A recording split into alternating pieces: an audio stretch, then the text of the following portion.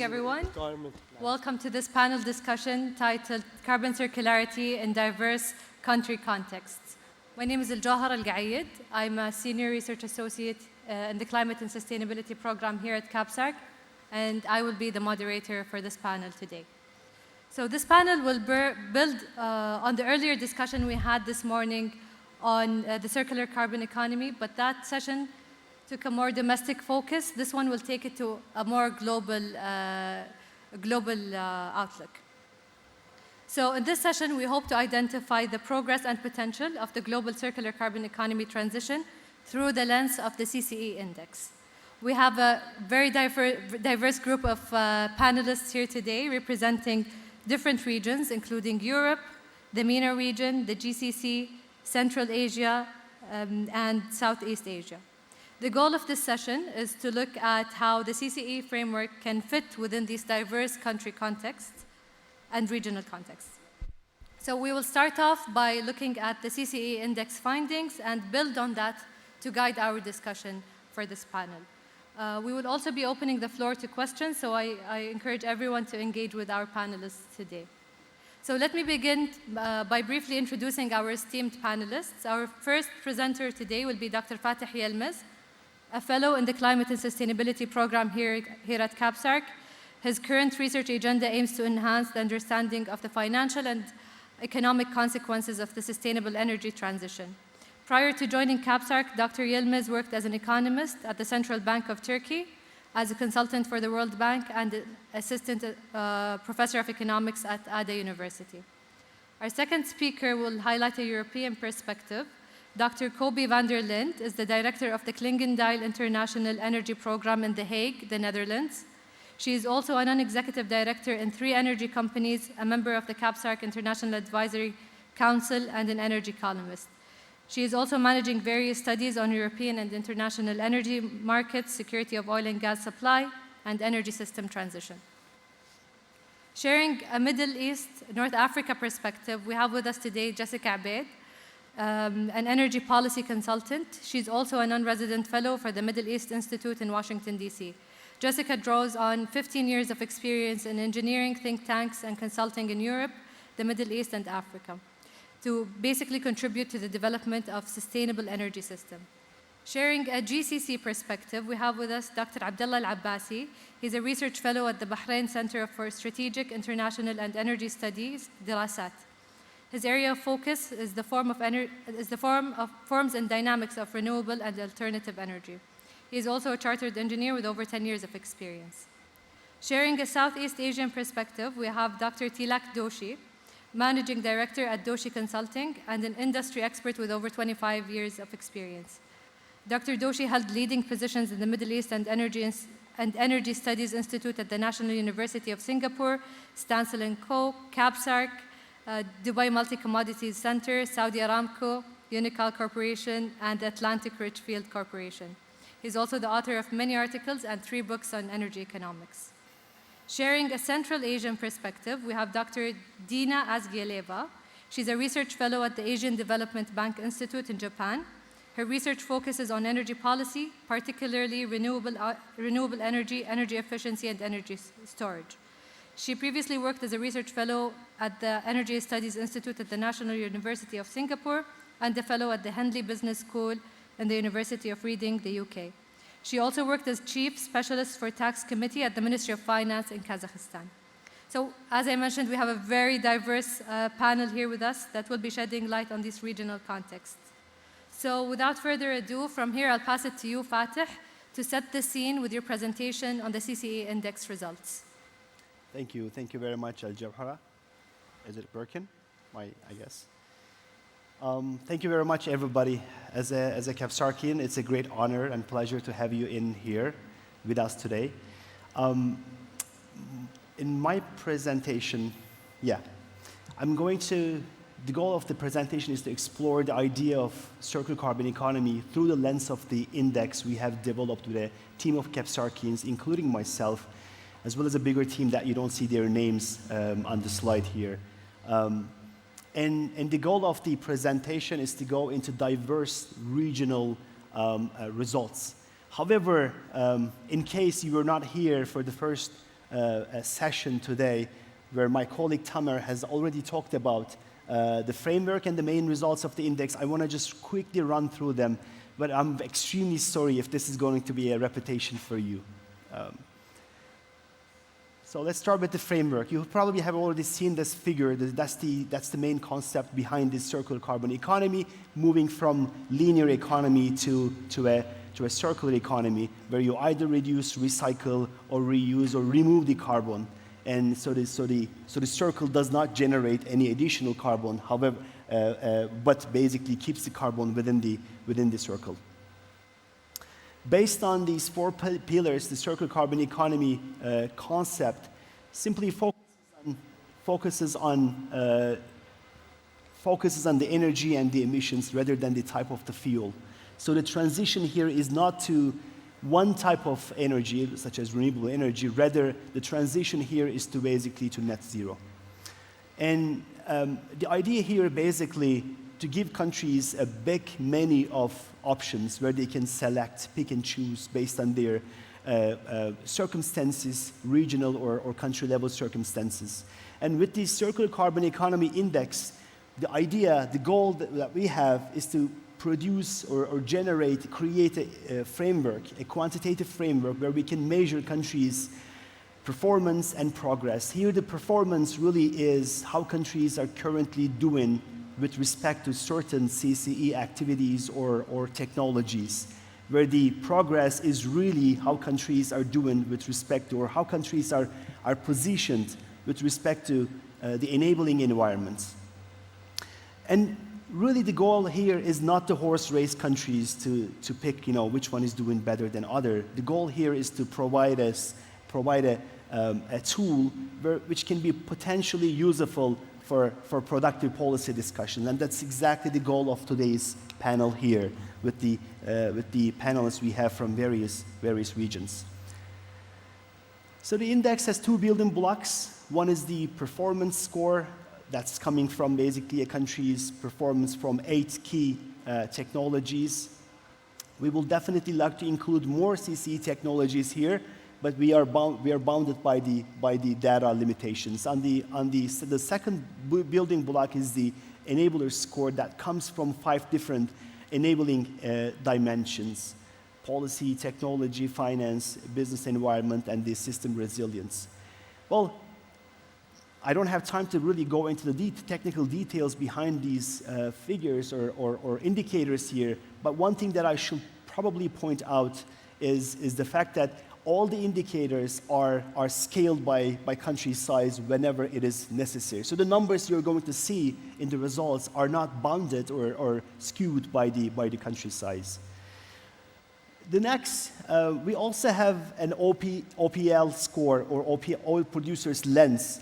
Basically, given the structural differences of the oil-producing nations, we basically bring additional indicators to the performance score and produce a specific CCE OPL score for the oil-producing nations. So the OPL scores are produced for 28 oil-producing nations, where I'm just going to step back here. The total CCE Index scores are produced for all the countries. We have 64 countries in the 2022 edition of the index. We have a quite decent coverage of various regions. These are the 7 World Bank regions.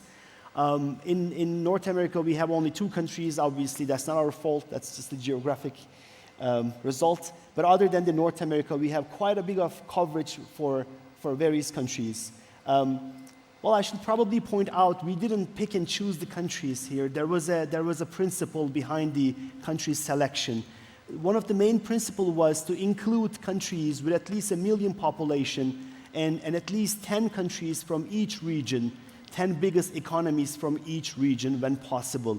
We wanted to include 30 oil-producing nations as well as Arab League countries for the purpose of, given the importance of CCE concept to the GCC and the extended GCC, which is the MENA region. So this is how the index 2022 index results looks like.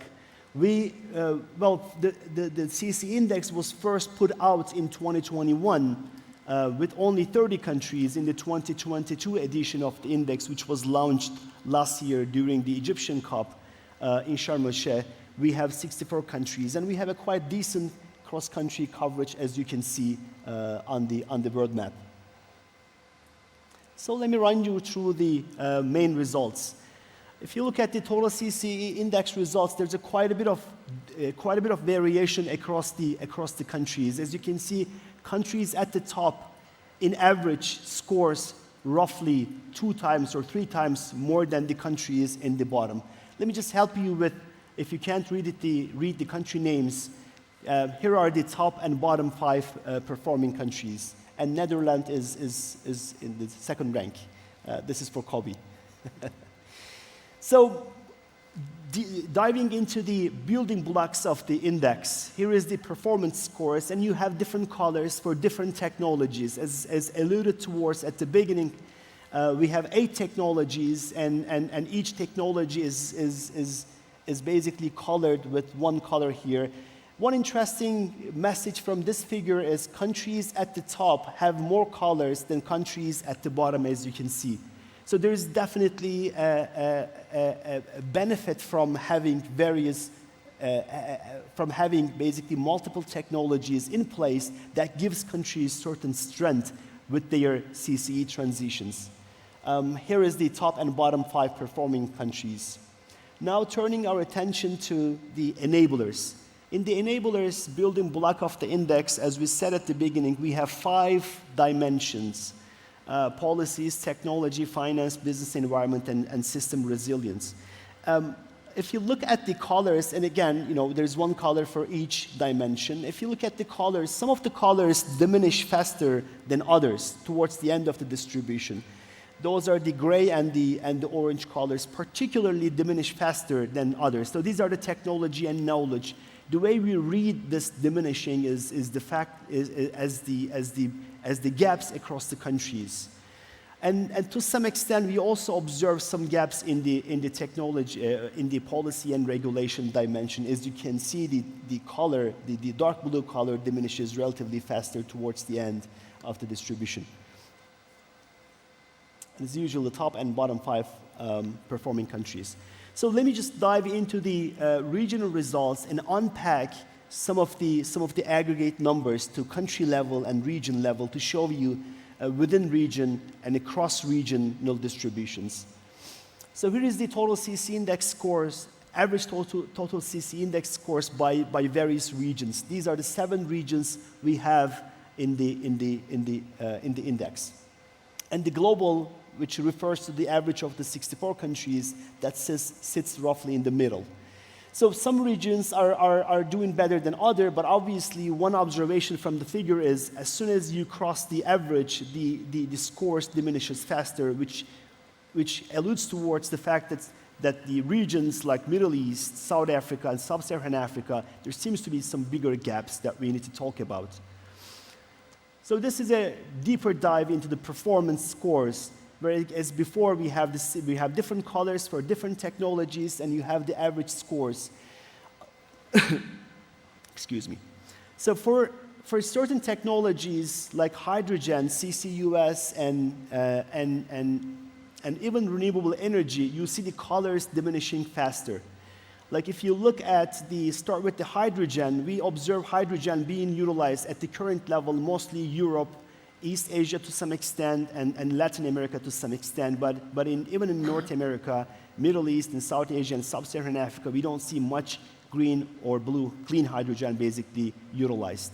CCUS technologies seems to be big in North America to some extent, in Europe and East Asia, but in other regions, we don't see so much penetration of this technology. So here, one important note probably we should make is the hydrogen, and hydrogen is an important fuel for heavy transport, where the CCUS is particularly critical for hard-to-abate sectors. And if you think about the hard-to-abate sectors, they are actually more clustered in many developing countries. So we basically need to see more of these technologies utilized in regions like South Asia.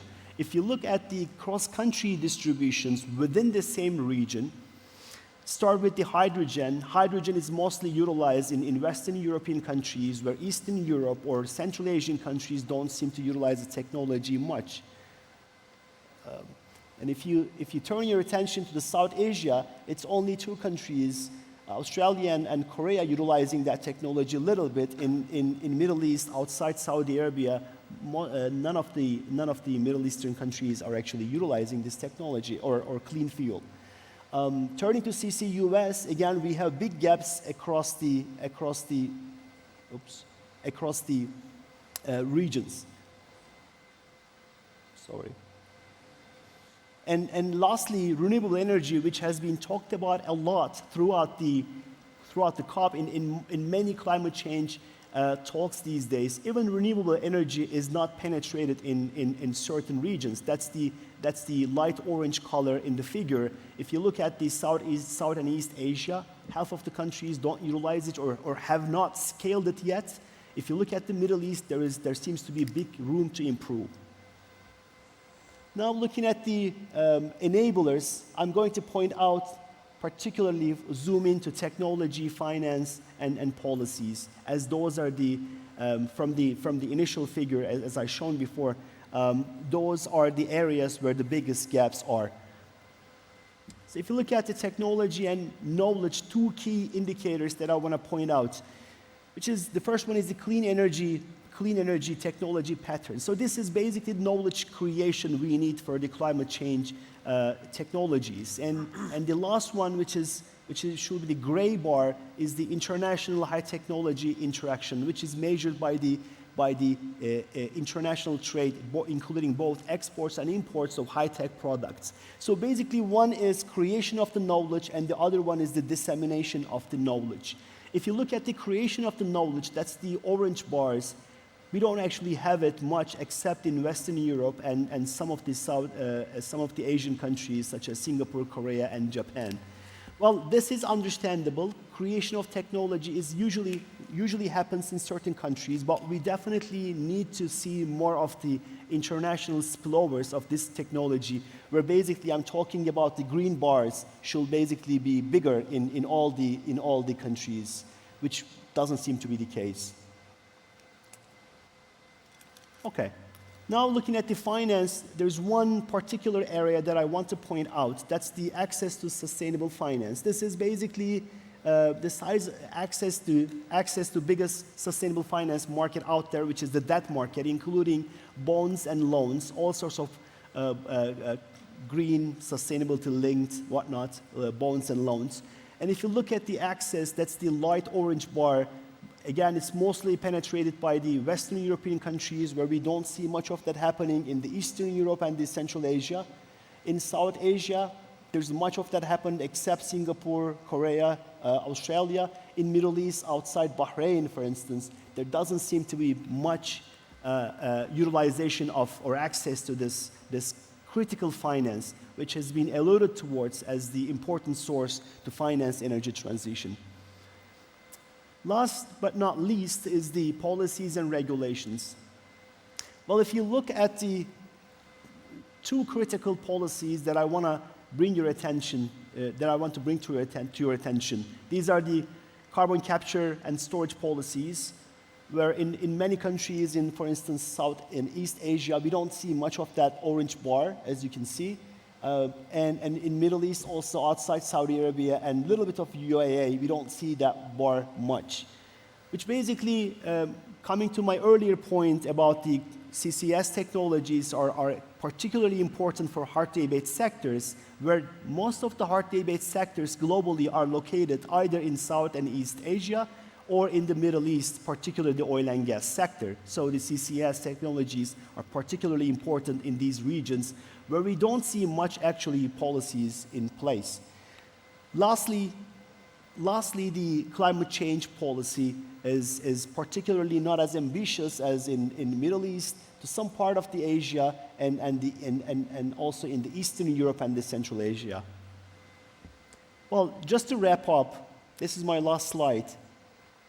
I want to leave you with these critical messages that hopefully are going to feed our discussion today. The first one is speaking to the first building block of the CCE Index. If you think from the perspective of CCE performance or the key technologies listed under the circular carbon economy, there are significant gaps across countries. One message is countries utilizing more technologies tend to do better in the CCE Index performance score. And the second point is some of the critical technologies. We have talked about CCUS, hydrogen, where these are particularly important again for hard to abate sectors or the heavy transportation, where it don't seem to be utilized much in most Asian and MENA countries despite their importance. Well, these technologies are basically capital intensive, and there needs to be a lot of capital.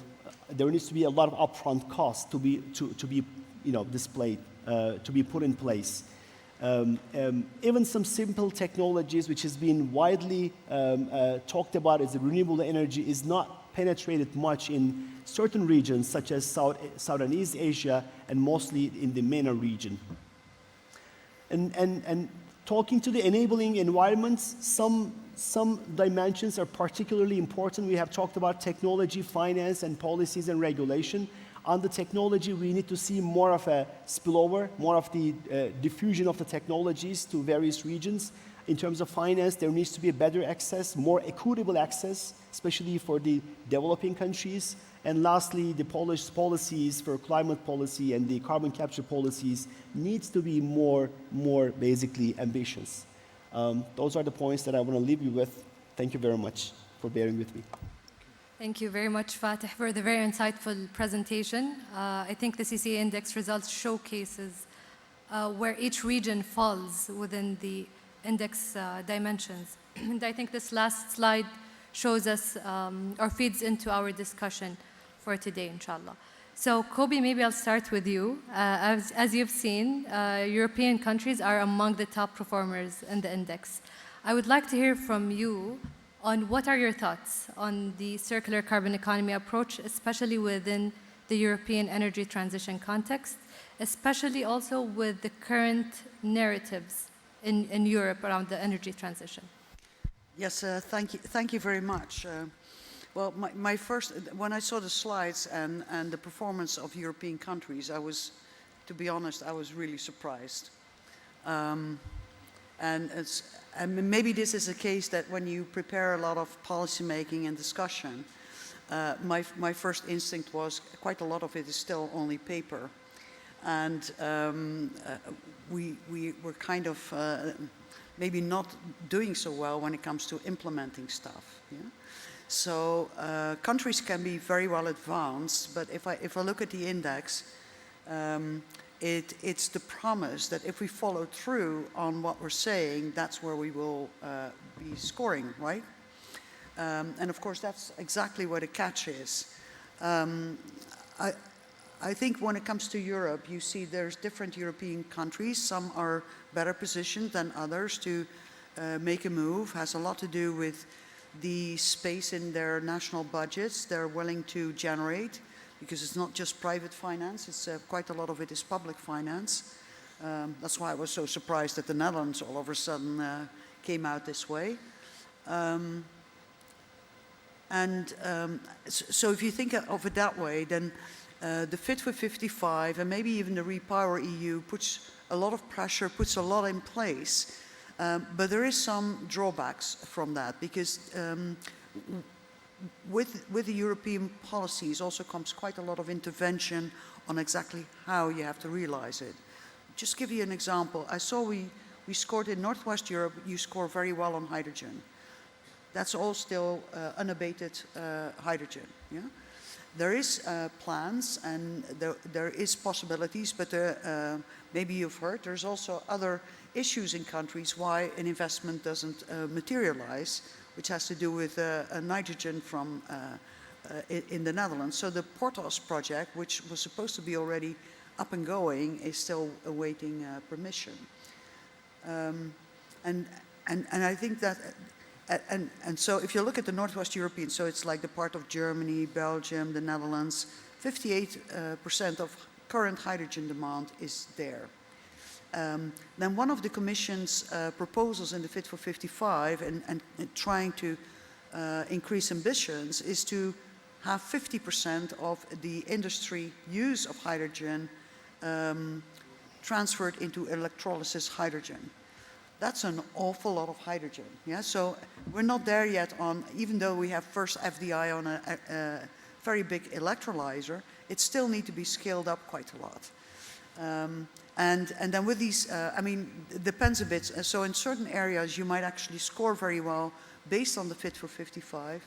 And what I really I like about the index, that if we look at what the starting position is, also within certain regions and specialities which economies have, then maybe Fit for 55 could be just kind of made a little bit lighter, not in ambition, but in avenues how to get there. Because I think that would really improve the speed with which we can get from paper to actually doing something.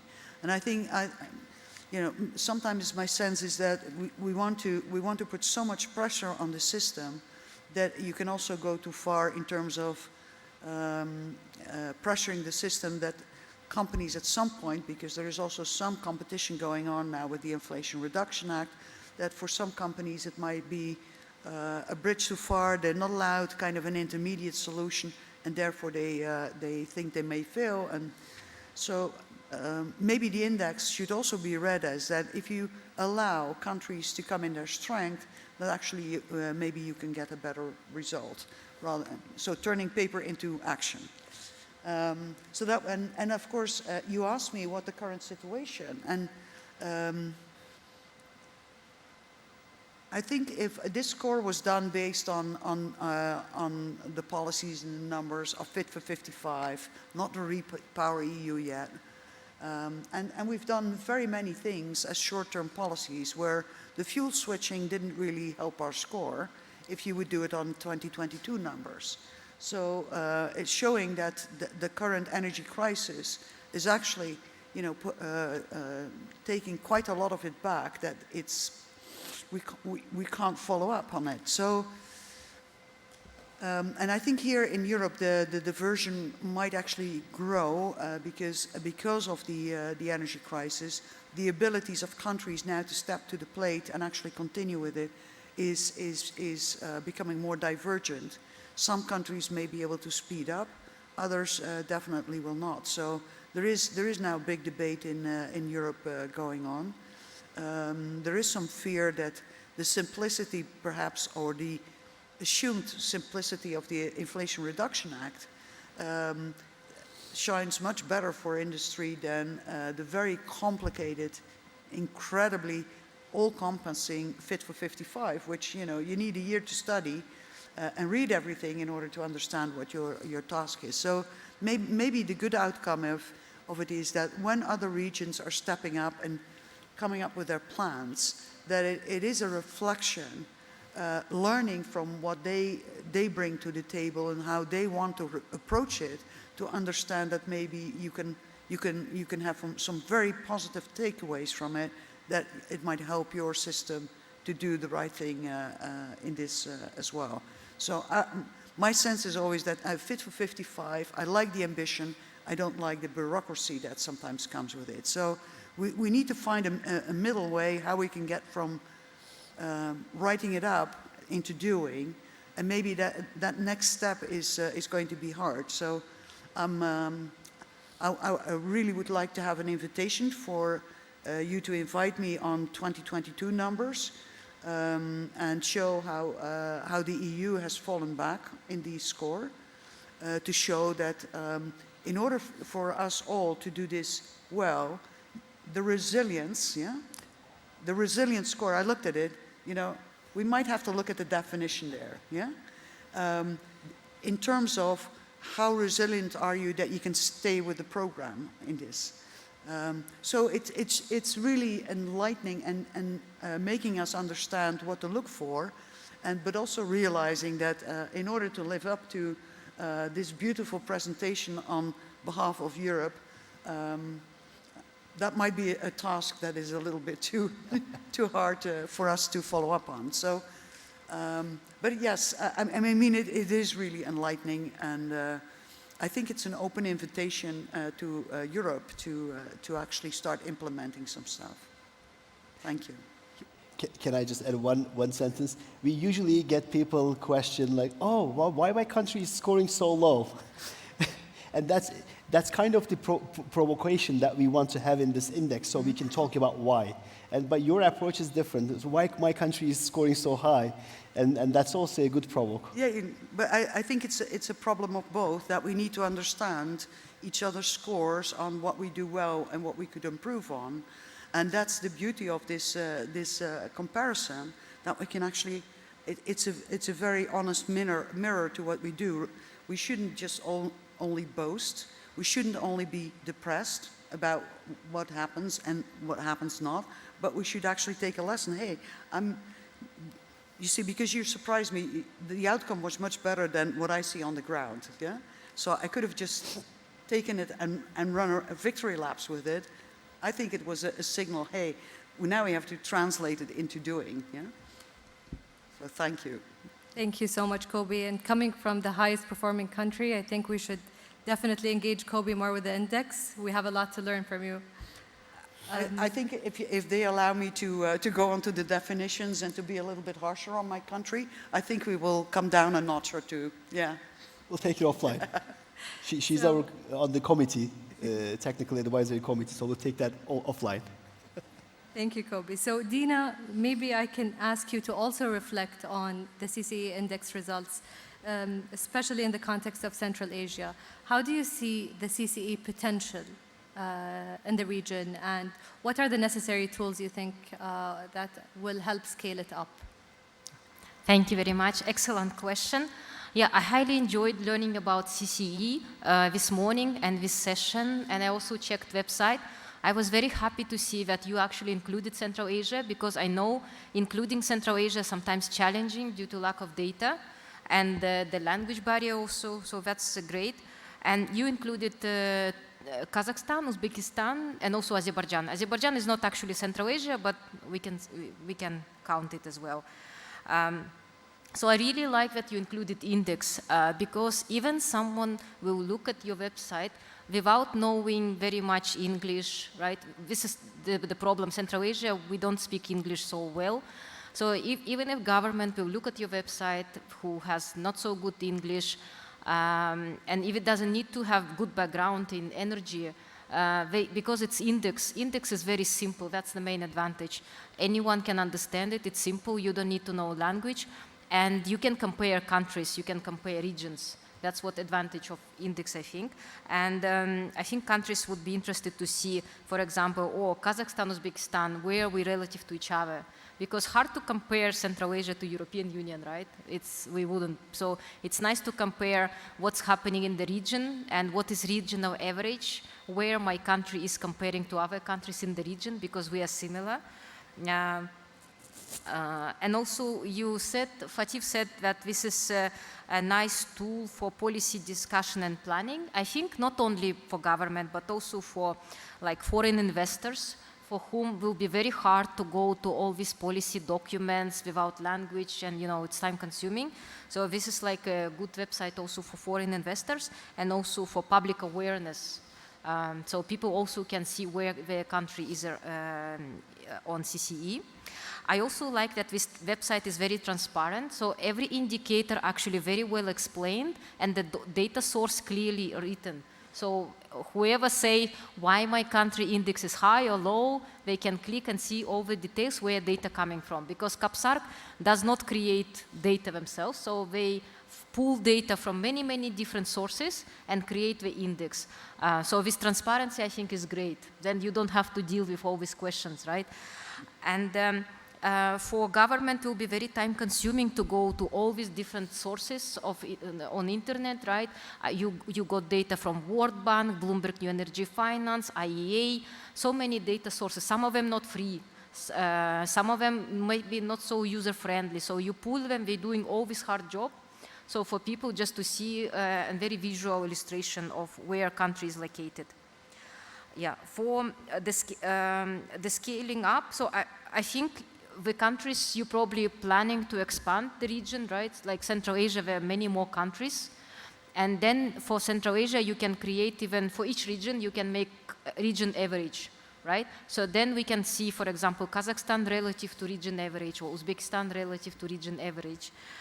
And if you're considering improvement of this website, when I used my mobile phone, I got this message saying, you're not using all the features because you're using mobile phone, you better go to desktop, right? So if you're considering to make it friendly for mobile phone, or even making it up if you have spare funds. And also, because probably this is a great initiative, and I think everyone should know about this CCE, your website, your platform, it's great. And in order to disseminate it, maybe you can make a competition, like essay competition or policy brief competition, where people from different countries can write on their countries using this data and show how they analyze and give policy implications using this data set. And you can make a prize for them, small prize, something. Yeah, that's my recommendations. Thank you. Thank you. Thank you so much, Dina. Jessica, I know that the MENA region has varying local contexts within it. But what do you think are the current energy transition gaps in the region, and how can the CCE approach be useful in that context? Yep. Sorry. First, let me specify that we're speaking MENA countries without, is this better? MENA countries other than GCC countries, of course. And as you said, they're not homogeneous countries. They do not have the same energy context or local context. But there are common trends we can witness, which I'll talk about. In terms of CCE framework, the focus is mainly on carbon reduction, which is mostly in the deployment of renewable energy and energy efficiency measures. But I want to specify, although all countries do have targets for renewable energy and energy efficiency in their nationally determined contribution as part of their climate commitments, renewable energy targets and energy efficiency targets are mostly driven, the main drivers behind them are mostly energy security and economic concerns in these countries, in MENA countries, because net energy importers, of course, have this incentive that they want to reduce imports of energy. Their budgets have been strained, especially when oil prices are high. Net energy exporters, however, have the incentive that they want to export more, make more revenues.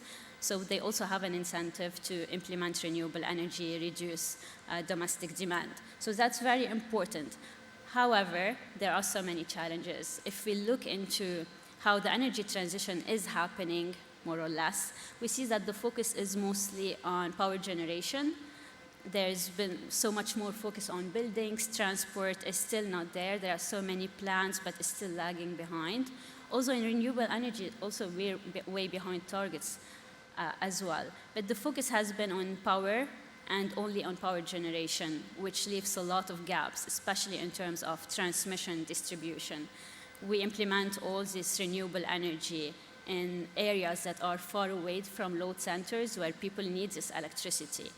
We're implementing variable renewable energy, which is mostly wind and solar, which adds a lot of stress to grid flexibility and stability. So a lot of flexible systems, grid stability and expansion needs to be done, energy storage. A lot of these are not there. A key challenge as well is that we still have an unsustainable increase in power demand. If we look into the average across the MENA countries, we see that the annual growth rate in electricity demand averages some 8 to 10%. The global average is 5%. And we also see that this is also driving a race to add power generation. A lot of it is thermal. So we also have the growth rate on average for capacity generation addition per year is around 7 to 10%. The global average is 6%. So we're adding a lot of renewable. We're adding a lot of thermal capacity as well. We're not doing enough on the grid. Energy efficiency is gaining traction, but also we need a lot more of this. How much time do I still have? Because I can go on forever. We have the issue of subsidy, and the major issue is how do we finance all our plans, our targets. across MENA countries, because even in net energy exporters in MENA countries, we still have a lot of macroeconomic risk, political risk. We have uncertainty, low access to finance, non-bankable projects that need to be resolved.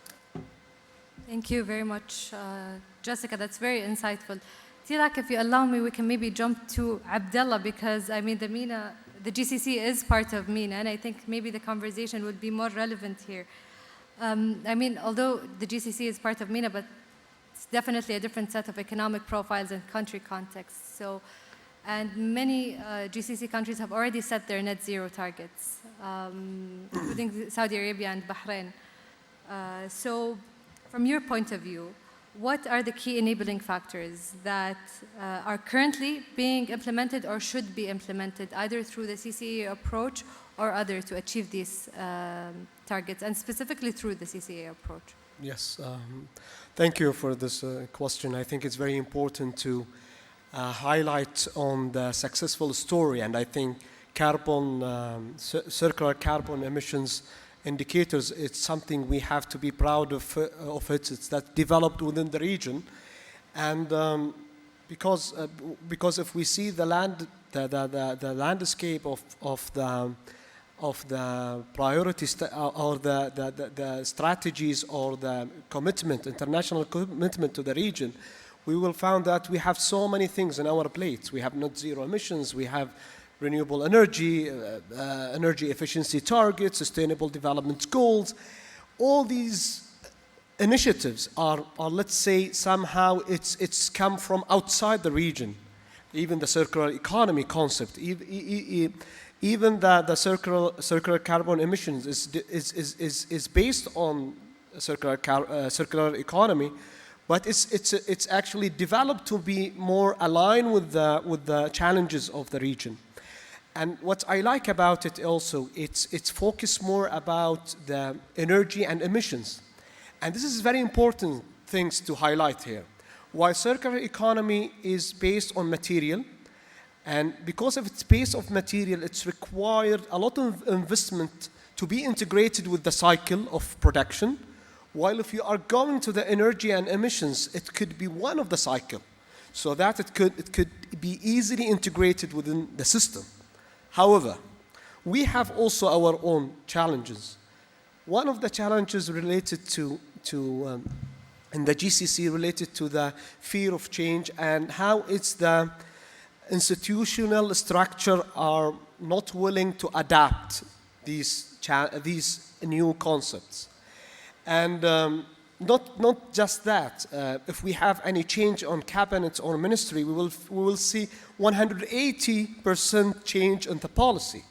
So I always I will always support the concept of deep states, while I think our European colleagues don't like us, American colleagues, they don't like the concept of deep states because they thought that it will manipulate the willingness of the people. But I think in our states, we are very stable countries from political perspective.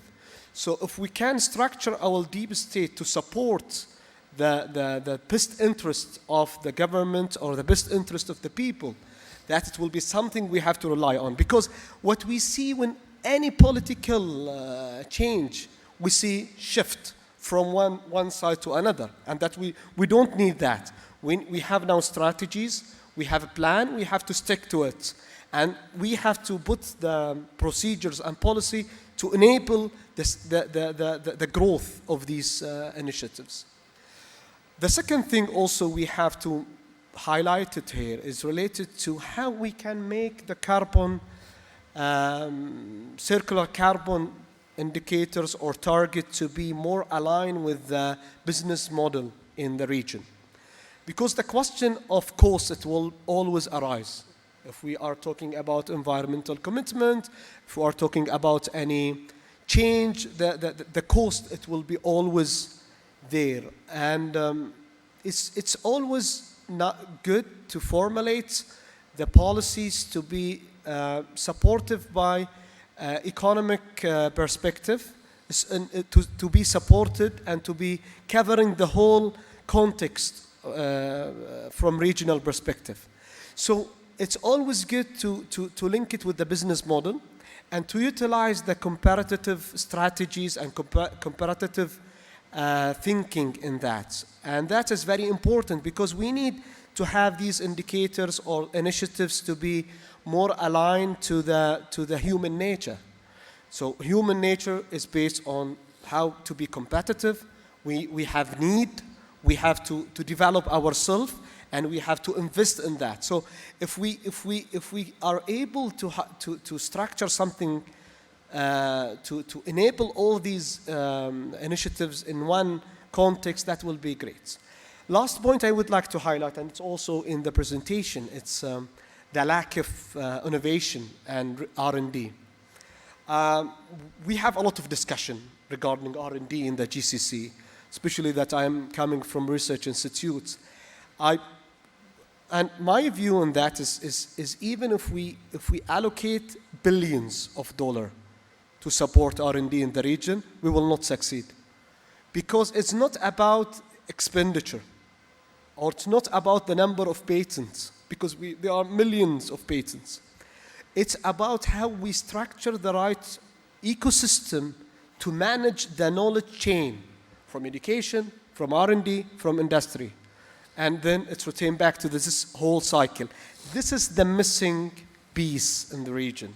So we need to invest in R&D, but R&D, it has also be connected to the educational system, to the industry, and to find the right ecosystem, it's a challenge. And we have to invest a lot in that, and we have to think in that. And if we have the same issues with the same challenge related to changing the policies and priorities, we will not reach anywhere. So just to end up, I am optimistic that we will be able to that, but to be optimistic, you have to be realistic. Thank you very much. Thank you, Abdullah.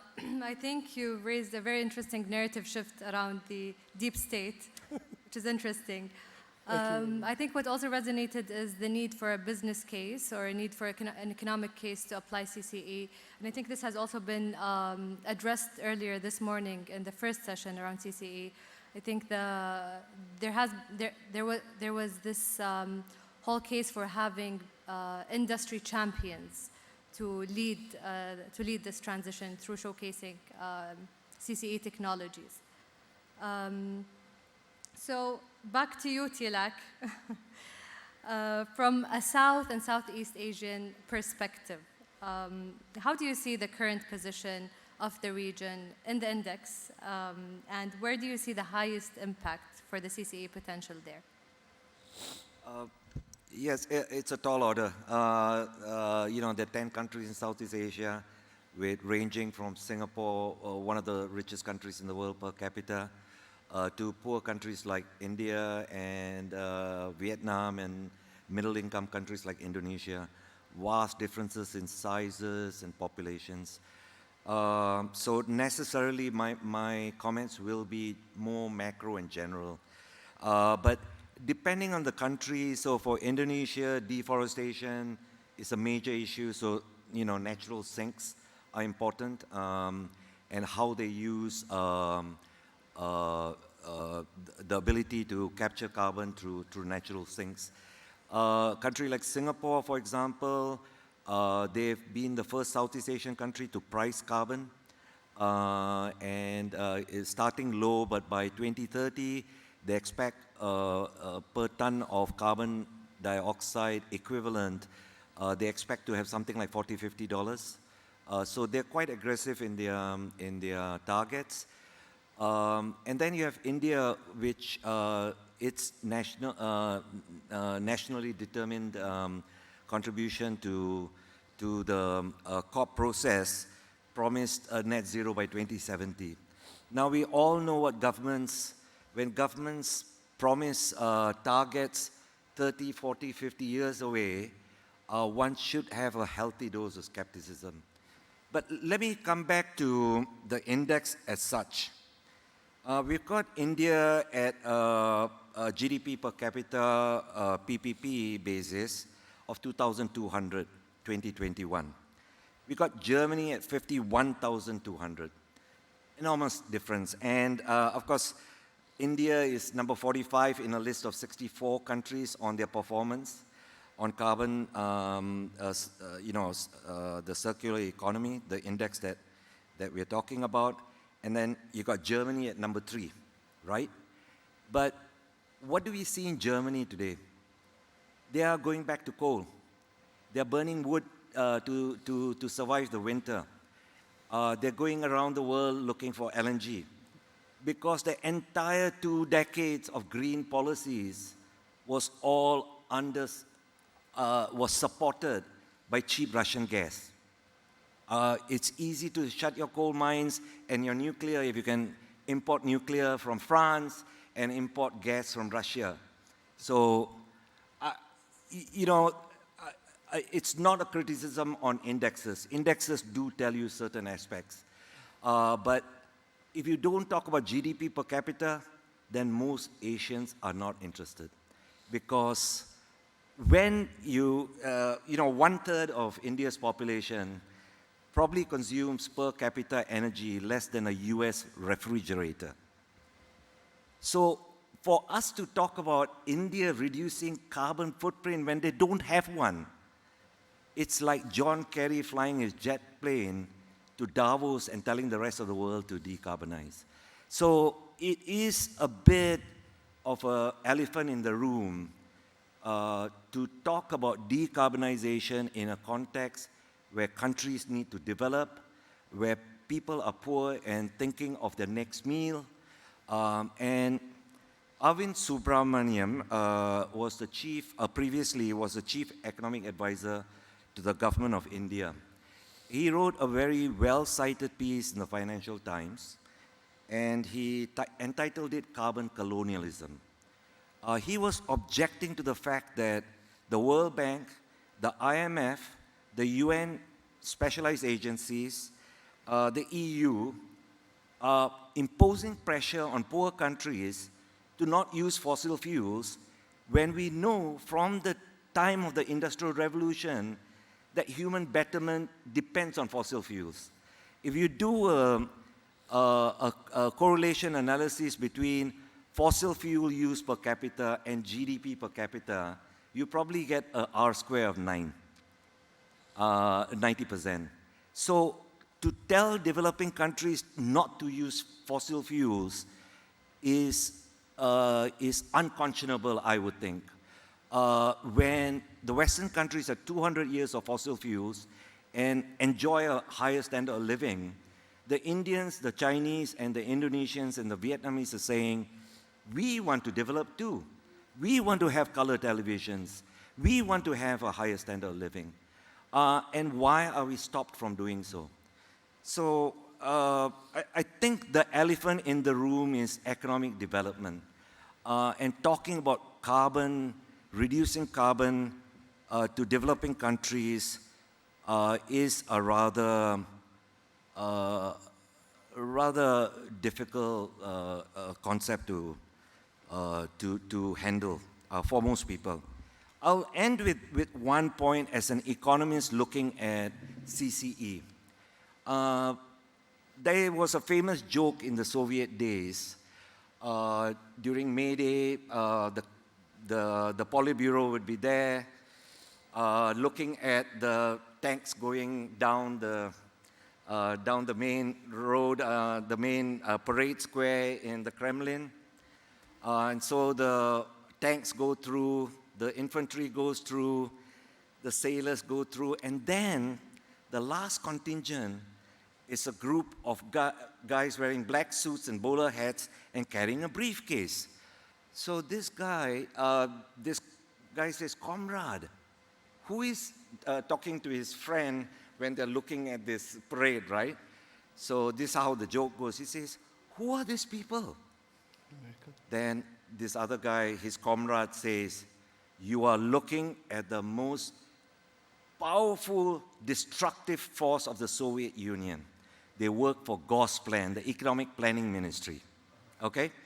So the point I'm trying to make here is that if CCE becomes an instrument of bureaucrats and academics telling economists what to do and telling planners what to do, it's a slide to socialism, and I don't think it's going to help anyone. But if CCC is meant to reflect market realities where you put a true cost of carbon, then the incentive structure automatically leads to achievements of the carbon goals that we want. So then the real question is, what is the social cost of carbon? And there is a wide debate in the economic literature about the social cost of carbon. The Biden administration wants to put it at $50. Some economists would say the social cost of carbon is negative, that in fact CO2 is good for us because it leads to greening and it allows developing countries to grow. So there is a wide range of opinions on carbon capture, on renewable energy, and so on. I'll stop there, but I wanted to point out the elephant in the room. Thank you. Thank you so much, Tilak. And I think what sets the CCE apart is that it's a framework that acknowledges that each country will have its unique, specific energy transition. It's a technology agnostic framework. So it allows for the tailoring based on the unique country and local context of that country. So maybe we can move to questions now. I'll start off by, so what time is it? Can I, if time Yes, permits, absolutely. can I add one point Yes, on absolutely. this? And actually, I wanted to mention this on MENA countries, why the cost of least developed power systems is very high in terms of carbon emissions. If we look into post-conflict or conflict countries in MENA region, we see that they do not have a performing power sector, maybe a lot of power shortage, and this comes at a huge carbon footprint because they rely on expensive and pollutant diesel generators. So also part of development and reforms falls into sustainability, and reducing carbons is a way forward as part of reforming a lot of these sectors. Thank you so much, Jessica. Kobe, maybe I can address this question to you around the theme of collaboration and CCE. In what ways you see collaboration, the CCE framework, important in the European context and in between countries in the European context and also between the regions we covered here today? I think it's I think it's really vital that we're going to cooperate because we already talked about the diffusion of technology that is needed, more investment in emerging economies to also access these investments without, I think, getting to the colonialism bit, but if you have joint projects. And I think quite a lot, I mean, if you look at the index and if I just make it reflect on Europe, actually quite a lot of the technologies will also rely on foreign investments coming into development in order to realize their goals. And you can actually, if you think about the riskiness of new value chain building for investors, then as Tilak so nicely pointed out, I guess the resilience and the energy security score was we should have a look at it again. But we can actually be meaningful to each other. That if, for instance, in this country, we can because there is a very good combination of wind and solar possible in order to start, for instance, hydrogen carrier value chains, then that sort of investment cannot come to the market if you don't have some demand guaranteed. That's particularly important in the beginning. So that's where I think Europe can play if it really wants to come through on its policies and promises. For a while, it was very much an internal discussion. Obviously, Northwest Europe should also seek out the opportunities close by in Portugal, Spain, Italy, Greece, across the Mediterranean with North African countries, but also further away because it's not, because there's not one solution. So it is like looking at each other, but also trying to guarantee supply and demand. So You have to think of this as becoming inclusive in when you try to realize these things. And the inclusiveness is that you cannot do this alone. Not one company, so we will need companies that are willing to collaborate, create new ecosystems.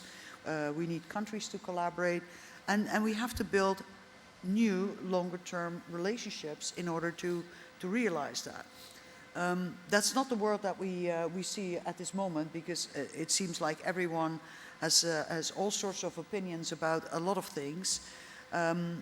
But I do think it's vital for, so if I would say Fit for 55, that can only succeed if we include all these countries around us to, and maybe any change needs a first mover. Yeah?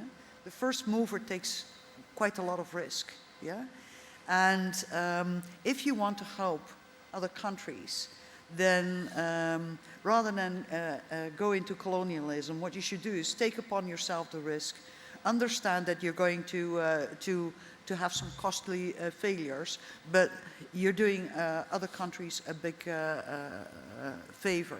We've seen that with wind, the development of the wind industry, yeah?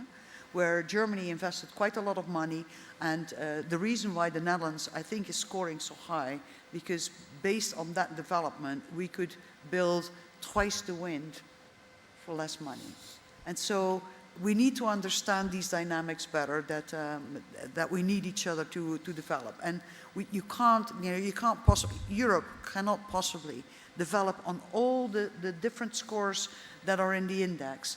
We're going to rely on one country or one region specializing, bringing us forward in one thing, and another region in another thing. And I think if we don't understand that, I think it's the index is going to show diversity in the wrong way. Yeah?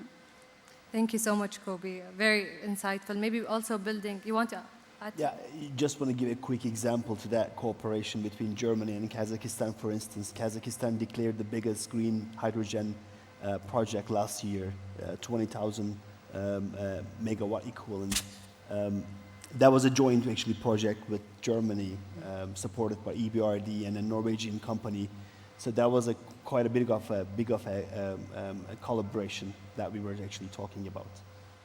Thank you, Fatah. So I have a lot of questions here, but I would like to open the floor for questions from the audience, if there are any. I think we've highlighted a bunch of very interesting points today. So if you have any question, please raise your hand. Okay, please introduce yourself and who you're addressing the question to exactly. You have two. Also, Adnan. I'm Martin Wilhelm. I'm not sure who my question is to, maybe Fatih, but the question is, how does carbon leakage relate to the CCE index? Can you raise your voice a little bit, please? I'm sorry. Yeah. How does carbon leakage relate to the CCE index? What I mean by that is, obviously we know there are certain countries that were able to export a lot of their carbon emissions, either to countries that manufacture a lot of goods or countries that produce a lot of fossil energy. And so if the countries that are exporting carbon emissions tend to be among the much better ones in the index, and the other way around, is that related to the fact that in those countries that actually produce a lot of carbon emissions because they import other people's carbon emissions, I'd say in theory, being really good at the CCE index would be much more important, but in practice it's a lot harder, and partly because of the carbon emission exporting countries. How does that relate to how you interpret the results? Because I think it's sort of a similar conclusion to what Tilak was saying.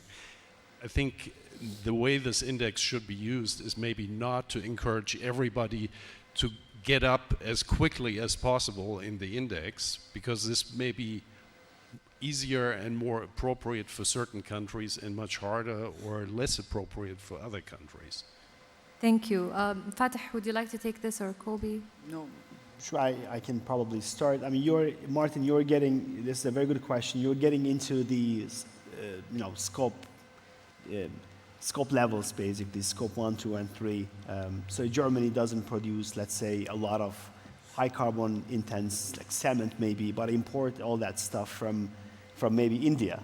India and China alone produces half of the world's steel and cement consumption. So in India and China, we see a lot of carbon happening, or intensive carbon intense industries. So the index, the current structure of the index does not obviously account for this. But what we will, for instance, expect to see happening in the index is, given the carbon border adjustment mechanism now implemented in Europe, European companies are not, European citizens are no longer going to enjoy this.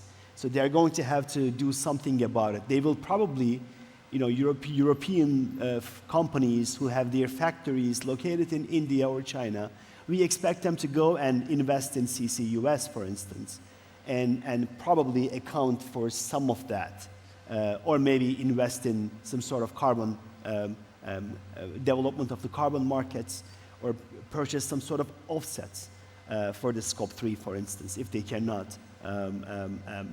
eliminate that. So within the main structure of the index, that is not being captured, because we specifically did not want to go into the carbon accounting in this index work. We wanted to stick to the technologies and the energy technologies and the activities. We specifically did not want to include carbon accounting in here, because then carbon accounting is something output. That's the way we see it. That's the output of the process, not the inputs in the process, where we wanted to focus on the inputs more. But nevertheless, the mechanism should be captured within the indexes. It should go through the interaction of the two countries. That's my quick answer. Thank you. Thank you, Fatih. So we have another question from Dr. Adnan. and then we have another one there. So The front row and here. Okay, gotcha.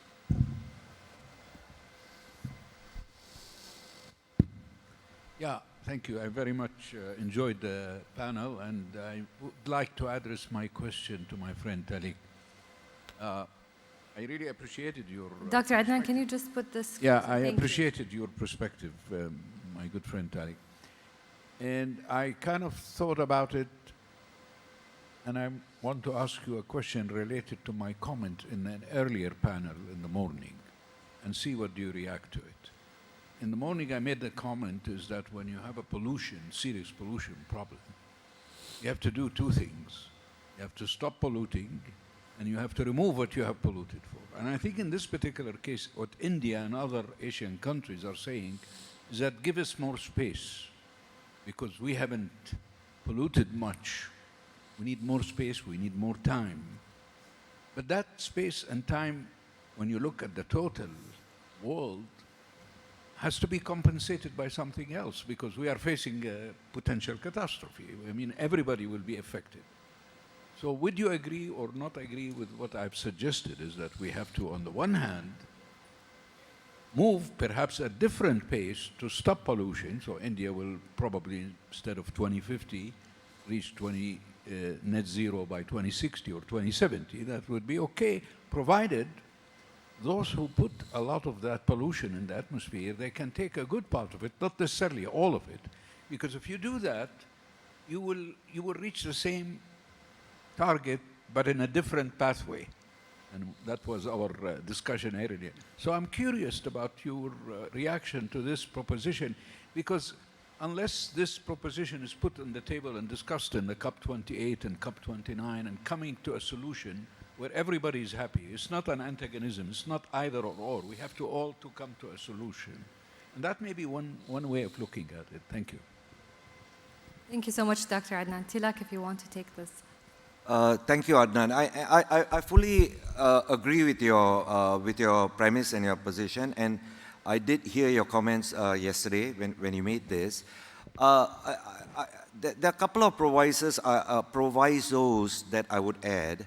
One is, what sort of pollution are we talking about?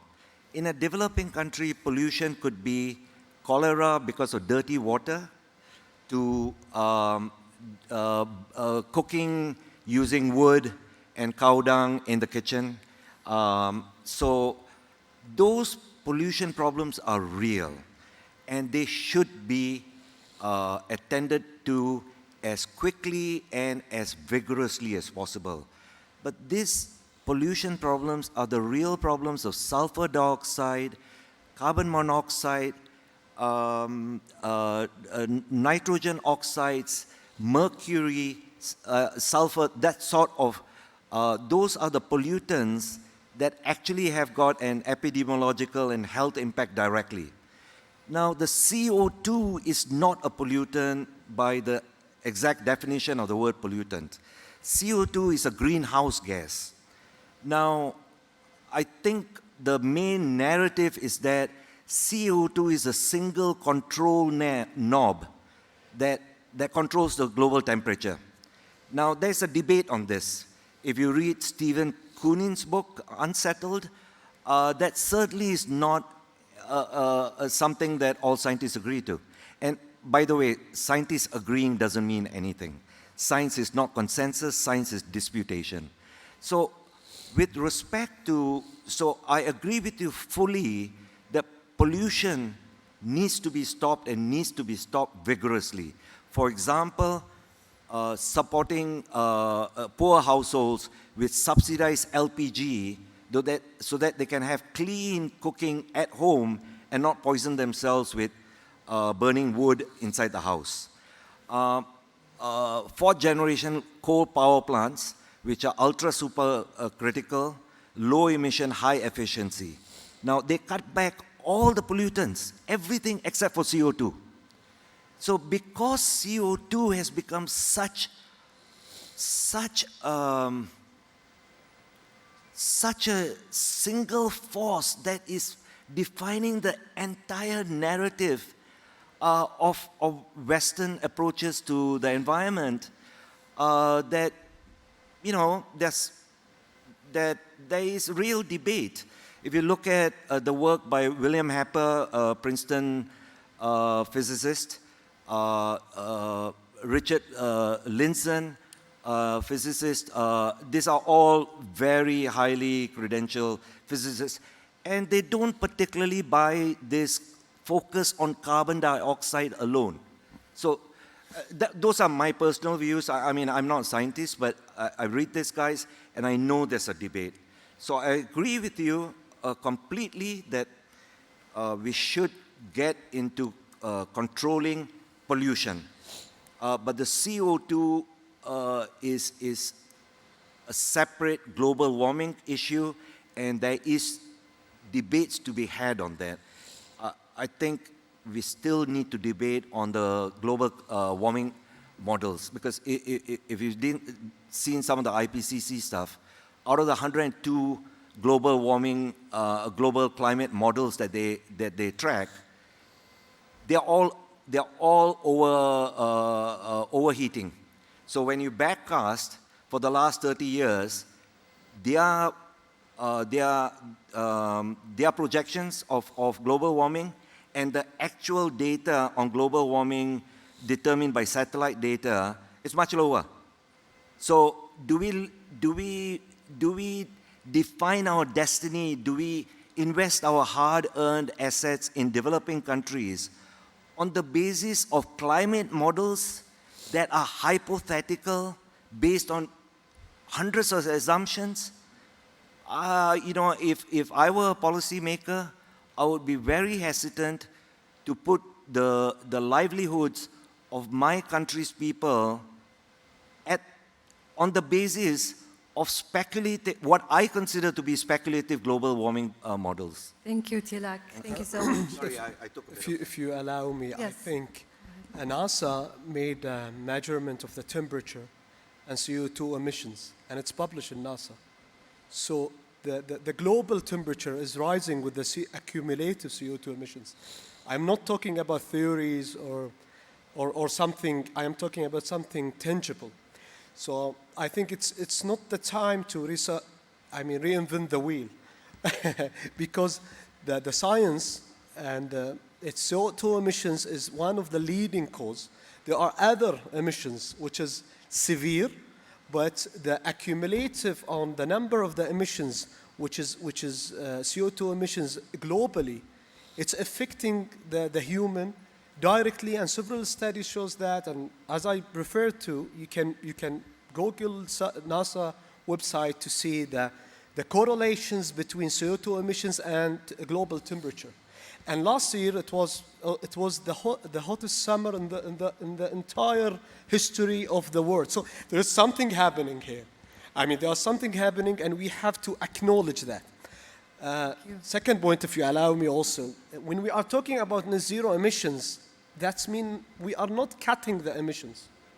We are providing, we have the emissions, and we have corrective measures, which is working in agriculture, several projects related, which will, at the end of the day, it will be zero emissions by you have emissions and you have measures to absorb these emissions. So I think other countries, all the countries have to work in two directions. And actually studies now shows net zero emissions is not the solution of climate change. We have to go to negative emissions, which means the measures should be more than the emissions itself. I think it's a very critical topic, and we need actually to be certain about several facts in that matter. Thank you so much. We have 2 minutes until we wrap up, so I'll take that one last question here. Yes, there, please. And whoever is going to address this, we would like to finish on time, please. I know people are tired. Hi, good afternoon. My name is Hello. Eduardo. I'm originally from Brazil. I have a question and a comment. Okay. Where's the question? Who are you addressing the question to? Anyone. Okay. So my first question is related to the index. Is that how do you balance and account for the competing interests between energy transition, energy security, and energy justice? Because priority might change. If you are in Europe, if you are in Africa, if you are in Asia. My comments now relate to the index. Very interesting. I find it very illustrative. However, I want to see just a point of fairness.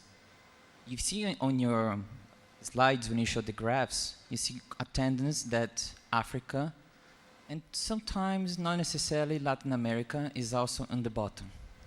However, if you look at, for example, in terms of energy, who are the companies that make most of the money in Africa and South America? Where they come from? And then where are you accounting? Because most of them tend to be North American, European.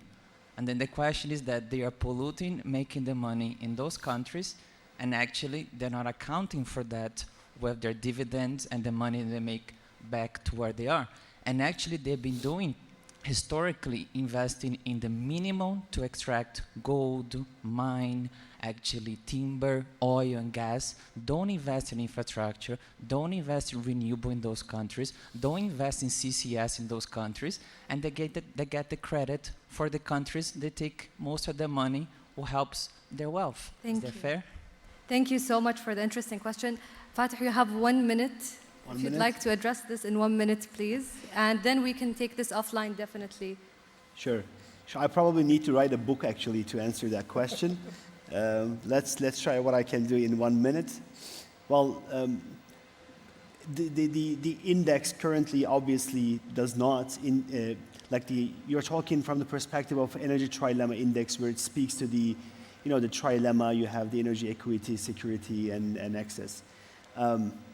We do have an enabling system resilience, energy system resilience. That's the last part of the enabling dimension, where we actually account for countries' access to energy, energy infrastructure, and that sort of things, which is going to affect countries' current positioning or how they are positioned to accelerate their transition. But speaking to a lot of the details, FDIs, investment companies, dividends, we probably need a book to answer that question. But at the end of the day, what we are doing in the index, I guess we should not expect a lot from an index to solve all our problems.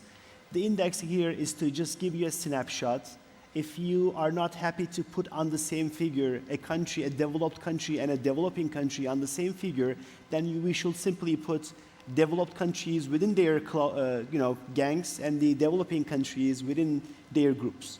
And look at the situation from that perspective. Today we have shown you regional perspective, and that's why we put countries within the same region on the same figure. See my point? But definitely the goal here is to provoke a discussion. Exactly you saying, why did you put Singapore and India on the same figure? They are not the same. That's exactly what we want to do, provoke you, so we can talk more and what Singapore is doing different than India, and that's how the conversation goes on. Thank you very much. Thank you, Fatah. I think this brings us to the end of the session, and I think we end it with more questions than answers, perhaps, and I guess this is the idea behind having a conference. I think this leaves the participants and researchers here with questions to maybe further explore. I would like to thank the audience and the esteemed panelists for enlightening us today with the very specific country context that they shared. And I wish you all a nice evening.